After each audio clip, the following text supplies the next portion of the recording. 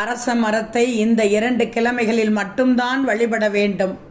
மற்ற நாட்களில் வழிபட்டால் என்ன ஆகும் தெரியுமா? அரச மரம் ஆன்மீகத்தில் மிக முக்கிய பங்கு வகிப்பது உங்களில் பலருக்கும் தெரியும்.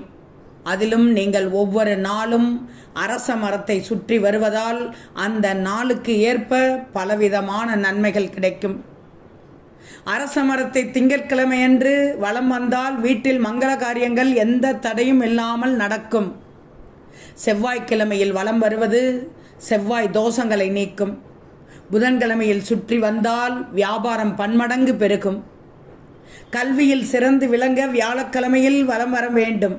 சகல சௌபாக்கியங்களும் தடையின்றி தொடர்ந்து கிடைக்க வெள்ளிக்கிழமை வலம் வர வேண்டும். எல்லா கஷ்டங்களையும் விலக்கி மகாலட்சுமியின் அருளை சனிக்கிழமை வலம் வருவது மிகச் சிறப்பு. தீராமல் இருக்கும் எல்லா நோயையும் ஞாயிற்றுக்கிழமை வலம் வருதல் நிச்சயமாக போக்கிவிடும். சந்திரனின் ஆதிக்கம் மிகுந்த அமாவாசையும் சந்திர பகவான் கூறிய திங்கட்கிழமையும் சேர்ந்து வரும் நாட்களில் அதிகாலையிலேயே அரச மரத்தை வழிபட்டு வந்தால் 108 முறை சுற்றி வந்தால் மிகச் சிறப்பாக இருக்கும். கூடவே உங்கள் சக்திக்கு ஏற்ப பழமோ பூஜை சார்ந்த பொருட்களோ மரத்தின் முன்னே சமர்ப்பிக்க வேண்டும். 108 முறை பிரகார வளம் முடிந்ததும் அந்த பொருட்களை தானம் அளிக்க வேண்டும் என்கிறது சாஸ்திரம். இந்த நாளில் நீங்கள் செய்யும் அன்னதானம் பல மடங்கு புண்ணியங்களை கொண்டு சேர்க்கும்.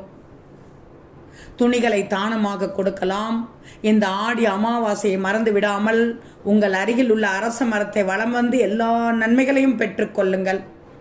அமாவாசை மற்றும் சனிக்கிழமைகளில் அரச மரத்தை வழிபடுவது மிகச் சிறப்பு. இந்த 2 நாட்களிலும் அரச மரத்தை வழிபடுவதன் மூலம் ஒருவர் பிள்ளையாரின் ஆசிகளை பெறலாம்.